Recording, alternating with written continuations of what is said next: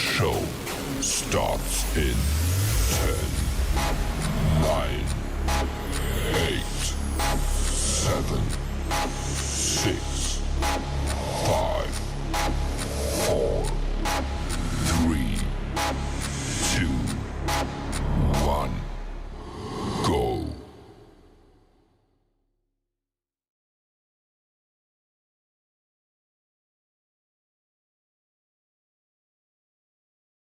Hey everyone, this is your girl, SC Bookgal 843, and we are here on another Tuesday night. And you guys, tonight is going to be special. We have a warrior. We have one of God's warriors, you guys.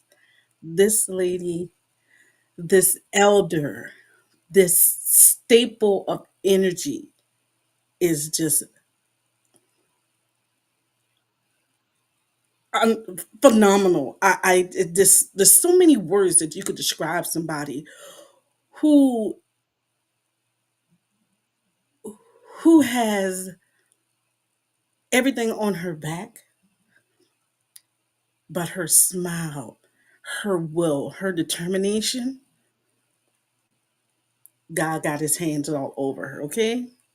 So, you guys, for Women's History Month, I am going to be interviewing four female authors. They're going to talk to you about their journeys on being an author. They're going to talk about their journeys as a woman, a woman, or women, and just them.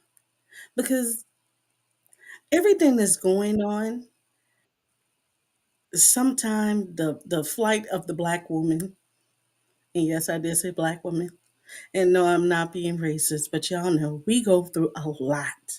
And when you can look at somebody who is going through so much, you get energy off of them, and they don't even know that they're giving you the energy.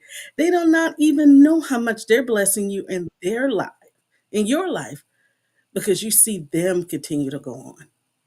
So tonight I have my first guest. She is the author of the book entitled The Muted Cage.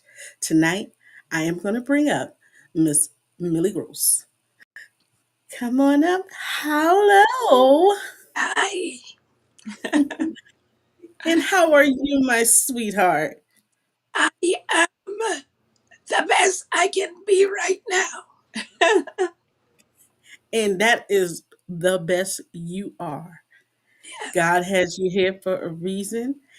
And he is going to use you to encourage us. And by encouraging us, you're actually encouraging yourself again too. that is Because true. it's something when you go back and you remember where you come from or what you went through. How that song was, that old spiritual. How I got over. My soul looks back and wonder how I got over. That's just Yo, that was one of my granny songs, yo. I'm sorry, y'all. I'm being very, very how they say, walking down memory lane tonight. But I'll tell y'all about that later why. But tell us a little bit about yourself. Well, my name is Milagros. It means miracles. And even before I was born, that has been my walk from miracle to miracle to miracle. I was born in Puerto Rico, raised in the Virgin Islands, and I was always considered a little weird. I I have my own style. I don't follow fashion. I don't follow what other people are doing, and I'm happy with myself. Most of the time, I am told that I don't fit in, and I am okay with that because I don't want to fit in everywhere, and I don't want to fit in with everyone. I just want to fit in with my creator because he created me with purpose. And that's the life I really want to live. Oh my God. That's beautiful. So Thank you.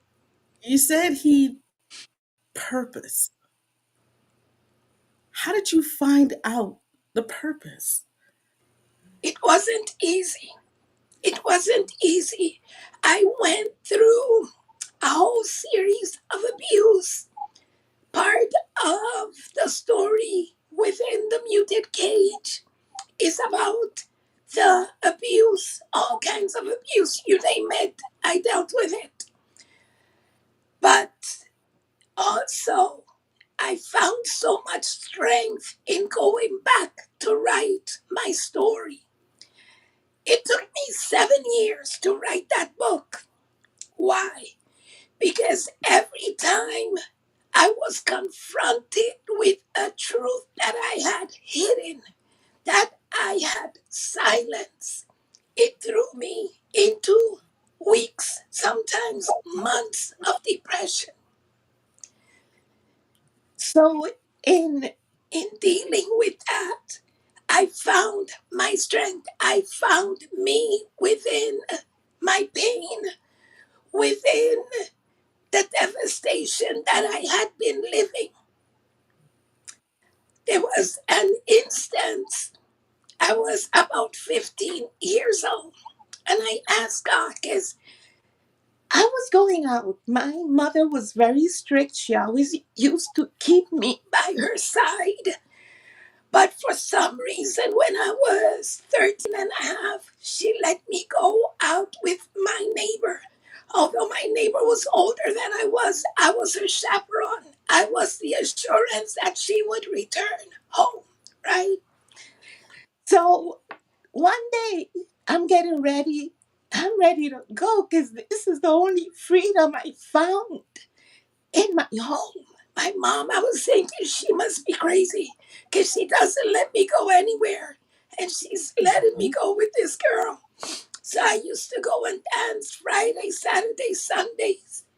And this one day, we had already started like visiting church. And this one day, I Mm-hmm. wanted to go dancing. And I heard the voice say, "Do not go." And I was like, "What? Do not go? Now that I'm having fun?" Oh, yes, I kept getting ready. Wow. Second time, "Do not go." And I felt a little chill, like, oh, this might be a little serious. But my flesh was rising. I just wanted to go because, again, it was the only freedom I knew. So I said, "No, I'm going." The third time, that was it, because I heard the voice again. And he said, "Do not go, because if you go, you will not return home." So, of course, I was very upset that somebody was getting in the way of my fun. And I was like, okay, I'm not going to go, but I'm not going to go to church either. That didn't last too long because even though I did not find the fullness of God within the church I was going, I was beginning to feel God in a different way. So, about 3 days later, I started going back to the church and whatnot. But I was so angry. And I said to God, "Why are you talking to me now? Why? When the abuse, especially the sexual abuse, ended when I was 12. So why now when I don't need you? I'm okay now." Yeah, right. I was okay, wrong. So God never answered that question during that time. But about 10 years ago, and I was 15 and I'm 62 now. So about 10 years ago, God took me back to that moment. And he said, "Do you remember when you asked me that question?" And I said, "Yes, I do. But you never answered." He said, "I'll answer now, but I'm going to ask you a question. when things were happening to you and you were going through certain abuse and you felt like you left your body and you can see what they were doing to you. How did you feel? And I had to really think about that. And I said, I felt safe. He said, do you know why? I said, no. He said, because in those moments when your body was going through what it was going through, I still had you within my arms.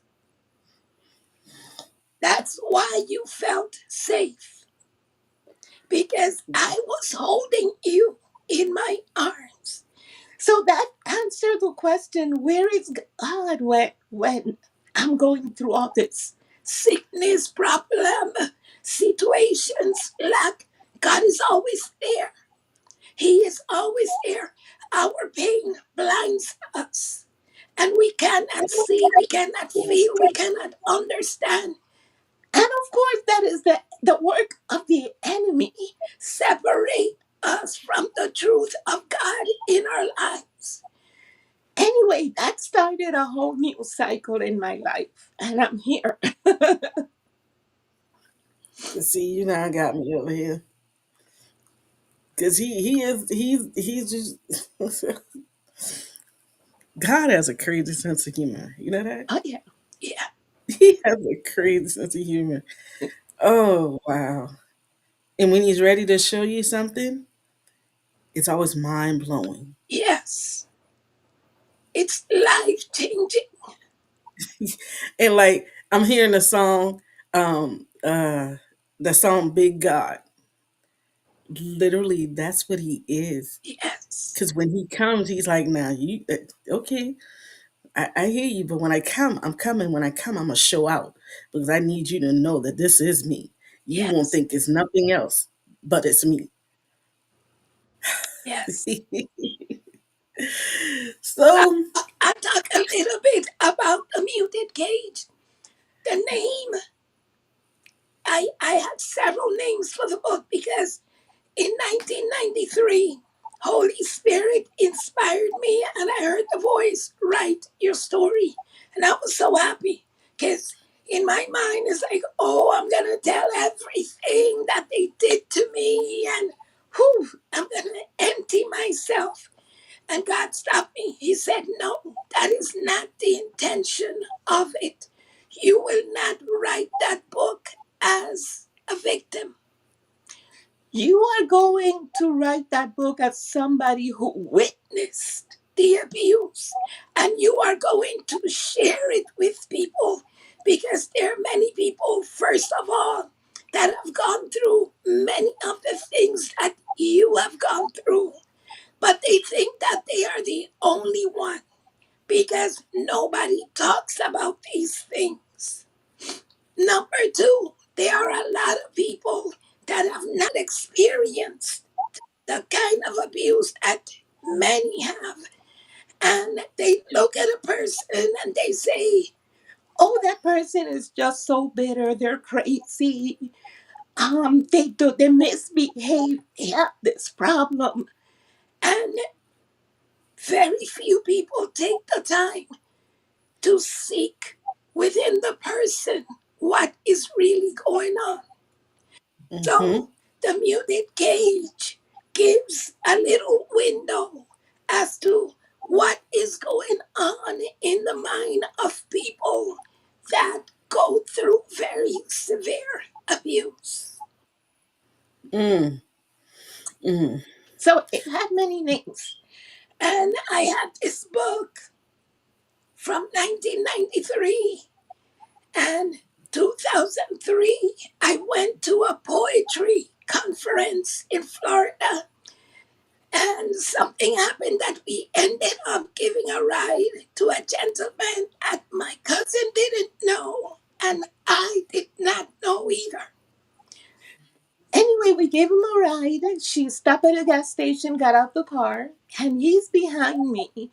And he taps my shoulder and he says, you a writer? And I'm like, yeah, I write poetry.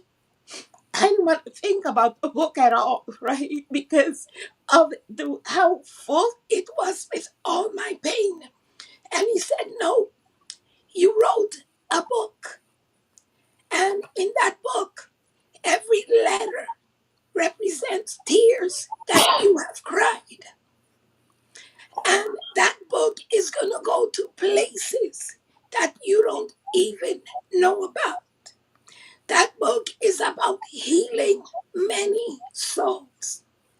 Anyway, I was still scared of publishing the book because of its content, because I am not explicit, but I am very real and very raw in telling my story. So he said, just do what you need to do with the book. That was in 2003. I didn't publish that book until 2018. I was over at my niece, and I would travel and carry the manuscript with me and just keep it hidden. She found it and she put it in my hand. She said, what are you going to do with this? What about this? She was very serious. And I was like, I just don't even know what name to give it, because every time I give it a name, it doesn't feel right. And the minute she placed it on my hand, I had a vision of a cage made of words. And Mm-hmm. the door for the cage was open. And so it looked beautiful because the words adorned the the cage. So I decided, okay, so that's it. Then I heard a whisper, the muted cage. And I'm like, the muted cage. People are going to think that it's because I lost my voice so many years ago. And I still struggle with that. And the Holy Spirit said, it is muted because the words are real.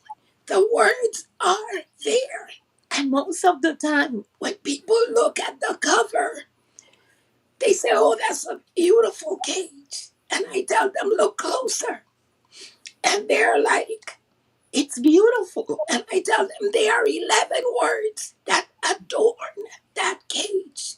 And only one word is a positive word, and it's the word free.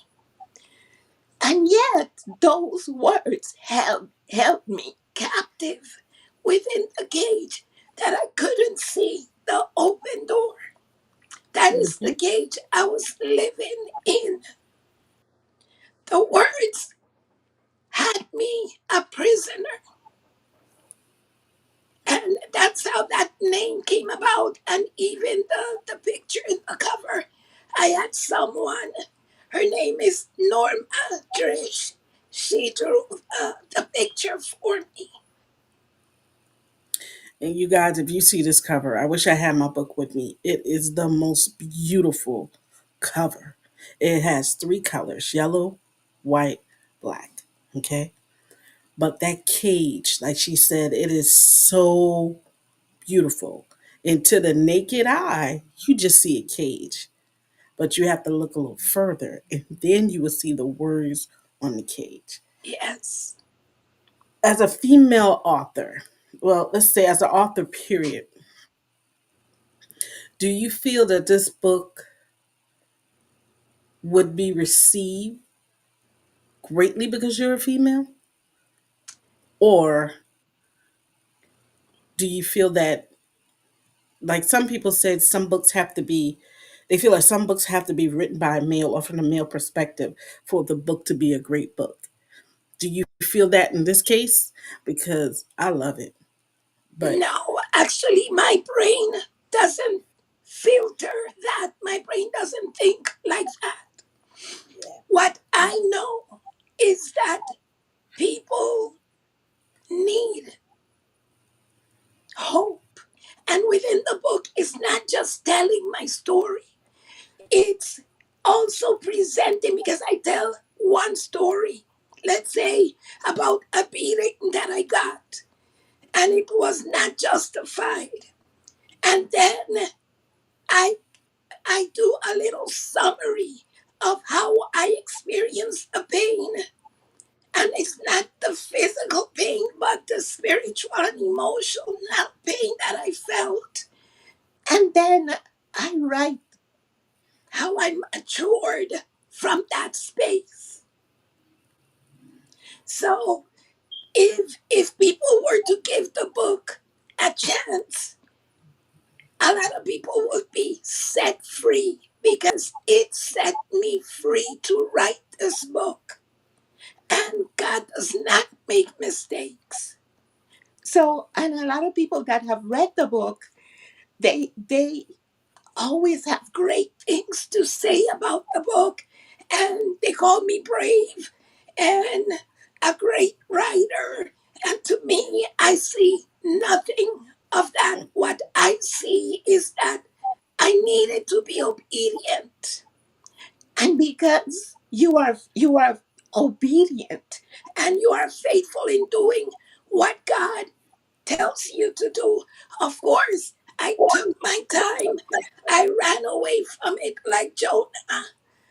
I had a journey to get to where I can release the book because I have a family that I love and I love them deeply, and I knew that it was going to bring conflict, and it did. But I had to be willing to obey God, even if it Yeah. meant standing alone. And sometimes we don't want that, and we don't have the courage to do that. And you have that courage. Ah, little bits of that courage, step by step. I mean, God Mhm. really had to push me a lot, but I had Mhm. to submit, I had to give in because I understand the intention and purpose of the book. It's not about me, it's not about my family, it's about the souls that are suffering, that are living in devastation, that are willing to even try suicide. I did because I was done. I was tired. I was asking God, take me with you. And He didn't. So then I tried myself. So it's a book that can bring hope to a lot of people. And that is one of the things we need nowadays. That is, Y- oh my God, that's one of the things we need nowadays, especially with everything that's going on. Yes. So, as we close out tonight, what message would you leave us? The message I want to leave people with is that God is real. He is so real that even before we were born, He already had our story planned out for us.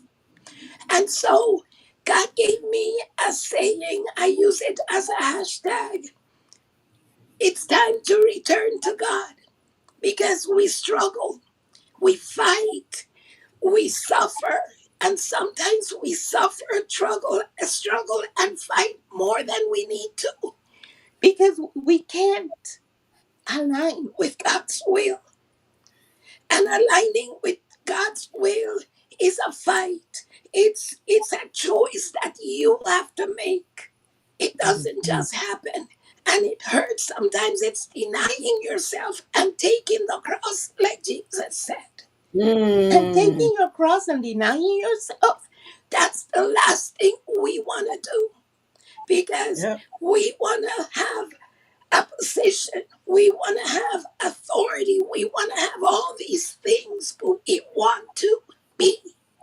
Yet Jesus said, deny yourself. These days, who is really denying themselves? Very few Mm. people.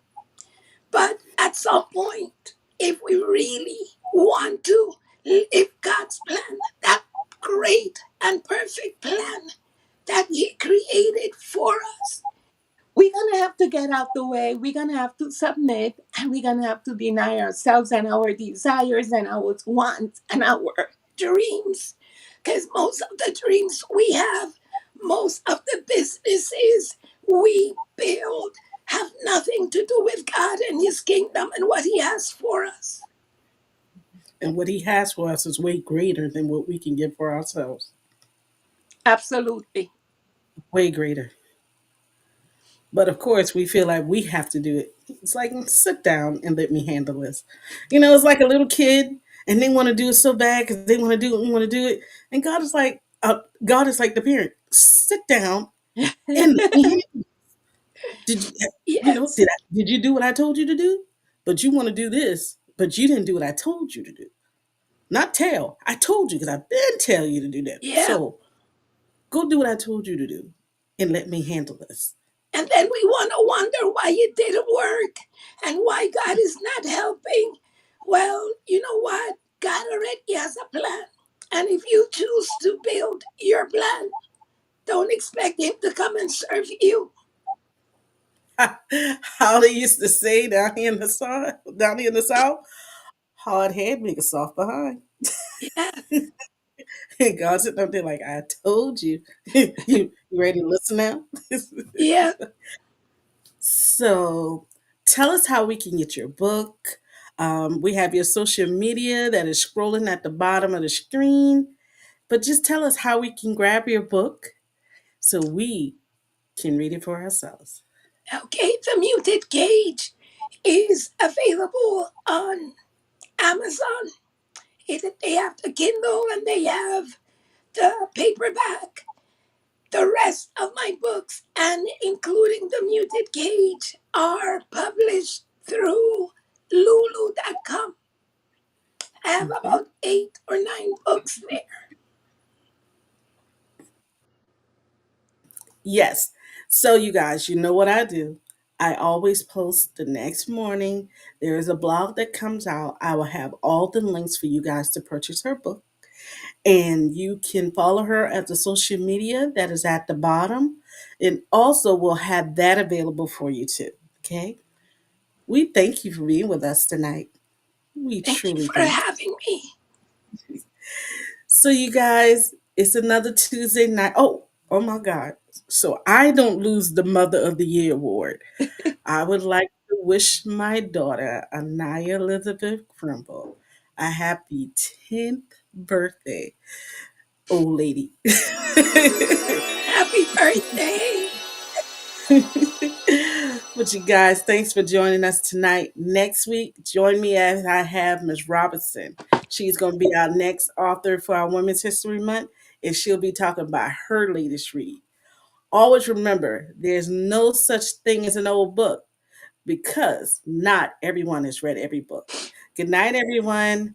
Good night. Bye.